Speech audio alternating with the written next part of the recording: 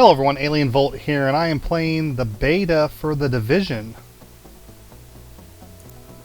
Now, The Division is a Tom Clancy game, and I've been a fan of Tom Clancy games for a long time, since Rainbow Six first was introduced on PC, I think back in '98, which was really one of the first tactical shooters that we actually got on PC. And for that matter, any console. Most of the shooters were very arcadish, like Counter-Strike, and I was a big fan of Counter-Strike. I played it probably more than any game back in that time period. But the Tom Clancy games really introduced a level of realism that you didn't find in other games. Now, The Division takes place in New York City. It's after kind of a biological event that occurred. I think it's a smallpox virus that was reintroduced that they don't have a cure for, and it wiped out a large percentage of the population. And so you're sent in there as a special team to basically tackle this thing. And during the beta, it was very limited on where they allowed you to go in the city. And quite honestly, there wasn't a lot to it, so it's hard for me to base an opinion. But what I see so far, I really, really like.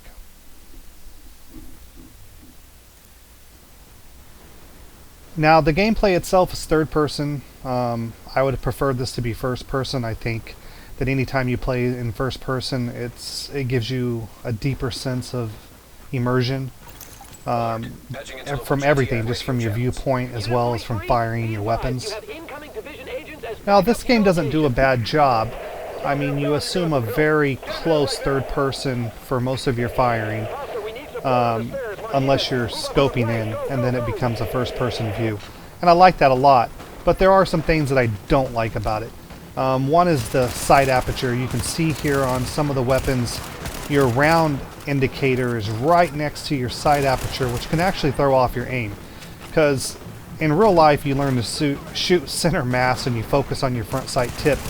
And that's hard to do because your front sight tip is usually the center piece of your aperture. And in this case, it's really not. It's kind of more off to the left. And that did throw me off when I first started the game. I had to get used to that and look for it. But once you get used to it, it's not that big of a deal. The recoil on the weapons is pretty decent.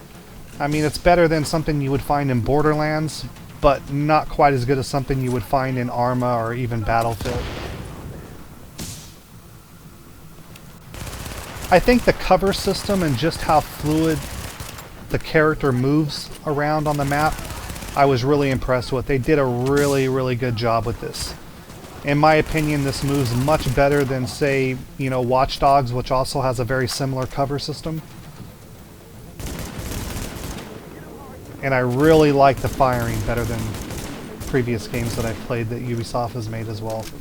I think they've done an exceptionally good job with this game. The graphics look really, really good. The reflections look good. And, like Watch Dogs, don't get me wrong, that was a beautiful looking game. But they were criticized because the reflections of the windows and the buildings and stuff like that was more of a optical illusion. I mean, it was your personal reflection of your character wasn't there, even though it was kind of more of a painted on reflection of the scenery. So as you watched, you could see the reflection that appeared to be there, but it wasn't a true reflection. This game has true reflections. I mean, I am really liking this game. I mean, after a few hours of playing this, I could easily see this being my pick for Game of the Year. However, there are some things that worry me. For instance, on some of your missions here, and you come through and you're clearing these areas and taking out your opposition of these hostile forces here, once you take these people out, a lot of them don't respawn. So it's not like you got to fight them every time you come into the area. You've eliminated them, they're no longer there. And there are plenty of side missions that I've encountered so far, but like I said, I really haven't got to explore enough of the city because the beta is so compressed into just certain level areas that they've allowed us to go. And they've limited the story mission to the first mission that you do in the game, and that's it. You can't go beyond that. which also worries me because I wonder how much of a story this game is going to actually have. Because if it's not something that's going to take me, 100 hours to find everything in the game and complete the story mission, I don't know if I'm going to feel quite satisfied enough. Now, this game does have a PvP area, which is where my character is actually going into right now. And it's called the Dark Zone. And although it's not a traditional PvP, 10v10 or anything like that, it's more of a PvE zone with a possibility of a PvP aspect. So think of a PvE raid that you're going to go in and do with friends with a possibility of like a DayZ aspect to it, where you don't know if these people are going to attack you and kill you for your loot or not.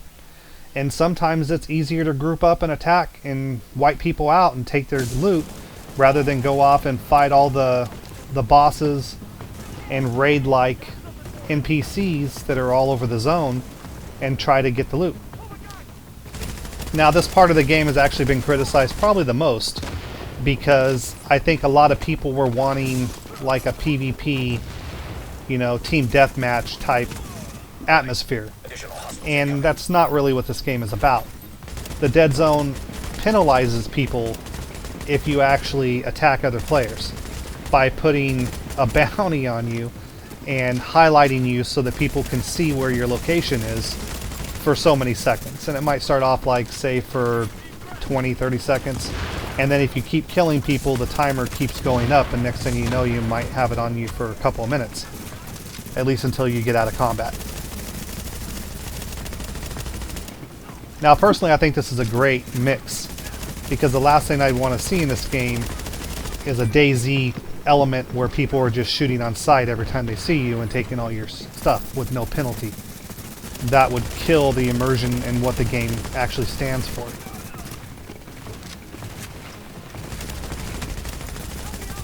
Now, why a lot of people don't want to go into a PvP zone at all, there is a benefit for going into this zone.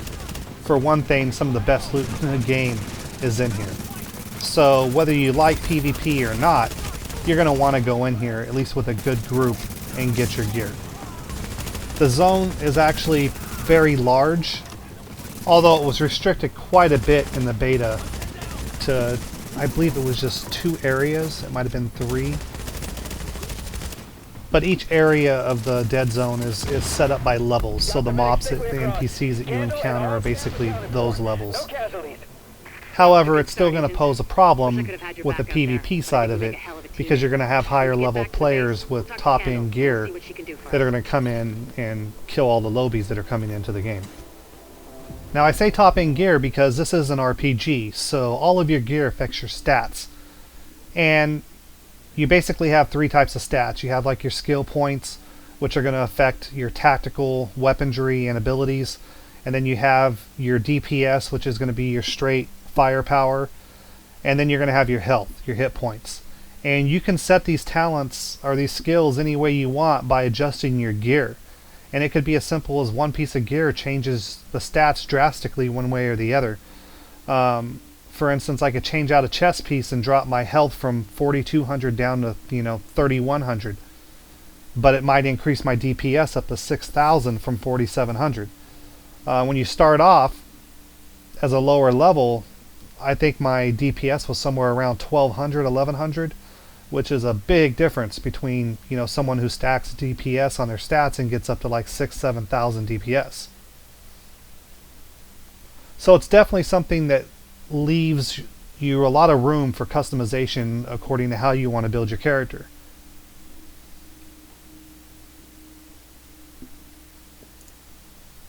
Weapons are fully customizable, which is really nice too.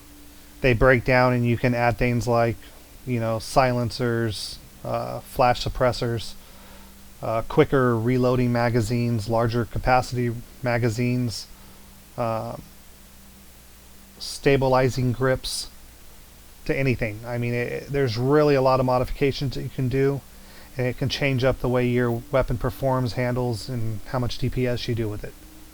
So with all these attachments that you get, the attachments are also higher level just like the weapons are any other piece of gear. So you're going to have to upgrade everything as you upgrade. You just can't, because you get one handle that might be a level 4, well by the time you're level 8 you're not going to want to use a level 4 anymore. So it is a true RPG in that fashion. The better weapons also have bonus abilities, like bonus damage abilities according to what type of stats you actually have. Like for instance, if you have a sniper rifle, you know, an epic or even a blue sniper rifle might have some type of a bonus to more DPS or a faster reload time, maybe a combination of the both. It just depends on what level the weapon is and how good of a quality it is. But it may require like your skill point to be up to say 2,000 and you only have 1,300, so you would have to adjust your stats if that was worth it to you to get that extra bonus damage and whatever stats it gives you, whatever buff, to increase your stats up for your skill points, maybe dropping your health a little bit and your DPS down to get the skill points up. So there's a lot of room to play with this.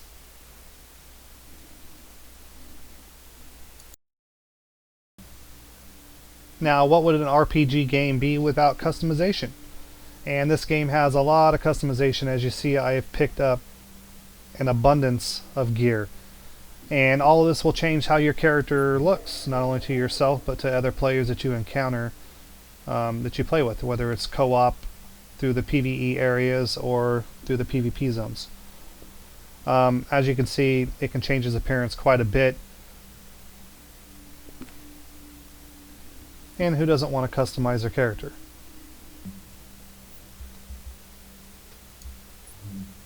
Now, as an RPG, this does have abilities which are like your skill points, and you can come in and choose from a lot of different abilities or skills, really. And the thing that's really nice about that is that you can really design your character for a group as well as for solo play. So if you want to use a couple of abilities while you're running around solo, then fine, use them. And then if you get into a group and you need to adjust something on the fly, you can do that. There's no respecking or anything like that. You just choose what your abilities are going to be and they're there. Now the other thing that this game has too is perks. Now the thing with perks is that they really weren't available to us, and that's kind of unfortunate. But as you progress through the game, they're going to open up. So that'll be really cool to actually get to see once we're actually in the game and seeing how those things really change up the gameplay and your abilities. Now, group management in this game is actually very simple. They've really did a good job at implementing it. You can open up your map at any time and see where your friends are at in the game, even if you're not grouped with them. Then you can easily whisper them and ask them if they have room in a group if they want to pair up. Now the only downside of that is you are going to have people that are going to abuse it. You're going to get group invites from people who just want to be able to hunt you down and kill you. And that unfortunately will allow them to do that. So if you go into an area like the Dead Zone and you have people on your friends list, they can scroll over, see your name, who you are, and where you're at, and then come looking for you. Which is something that everyone's going to have to be aware of and kind of look out for. Now, if you see me running around right now, this is kind of like my base of operations. It's your first quest. You basically go here and kind of unlock this place. And then from here, throughout the game, you're going to be building it up and improving the areas. So as you upgrade these areas and open them up by doing missions, they're going to basically give you more perks throughout the game and access to different abilities and things like that. Now the medical wing, the only thing we could do was upgrade it to 20%, which is what I did, but all these other areas are all locked off to me. And there's quite a lot of them, which is going to be pretty interesting to see how all this plays out.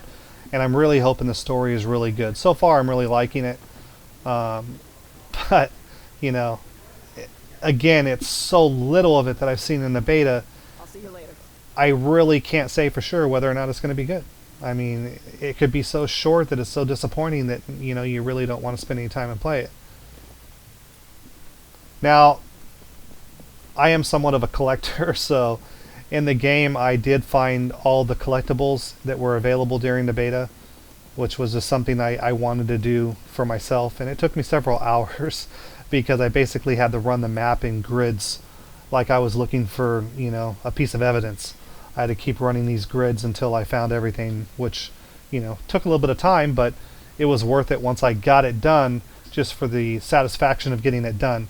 However, in the game, I think you're actually going to get rewarded with actually gear. And the beta, they didn't really give you anything. Now, another good feature about the base is not only do you have like a stash area, which is here, where you'll get all of your loot, and you store the weapons basically that you don't want to carry on you because you have limited bag space, that you want to maybe use or put attachments on and modify later on to use for different situations. I mean, you're not going to always be able to carry everything on you.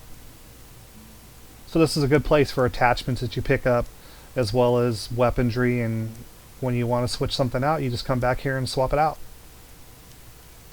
Now this is also where you're going to get your contaminated gear. And your contaminated gear is also limited by space that you can bring out of the dead zone. And what you have to do when you're in there is you collect all of your loot, and then once you get it, you basically send it out on a helicopter. And of course you have to defend your team while you're doing that, because there's going to be people that are going to be trying to take it from you.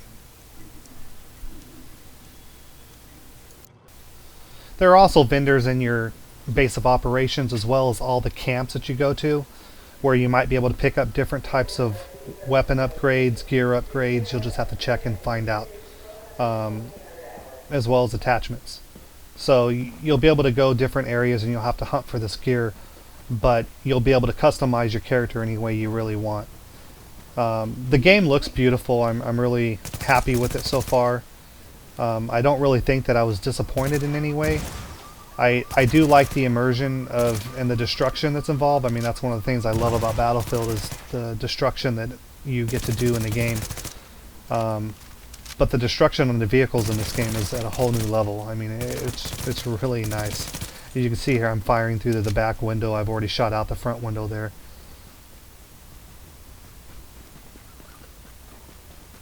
But you have lots of toys to play with, between different types of grenades, grenade launchers, which is nice too. You can see, you can have a lot of fun in this game. Now, the thing that's different about it though is, like I said, that once you clear a lot of the areas through the missions, the NPCs don't come back in a lot of areas. In some of the random areas, you're going to still encounter them, like this one. Here I was able to come back across and find some lower level NPCs that came back through, that are going to be scavenging through things, and they're just going to come back occasionally. But your main mission areas are, once you clear them, they're done. You won't see the NPCs, which can limit your fun in the game. I mean, pretty soon you're going to stop having anything to do, and here I'm shooting birds out of the sky because I basically killed everything in the little area of the beta that they've allowed me to go, and there really wasn't too much more left for me to do. So that's probably my biggest fear, and I know they're going to have DLC for this game, but I'm really hoping it's going to be enough to keep this game going. I'm going to end this review here. I hope you enjoyed it, and I'll see you next time.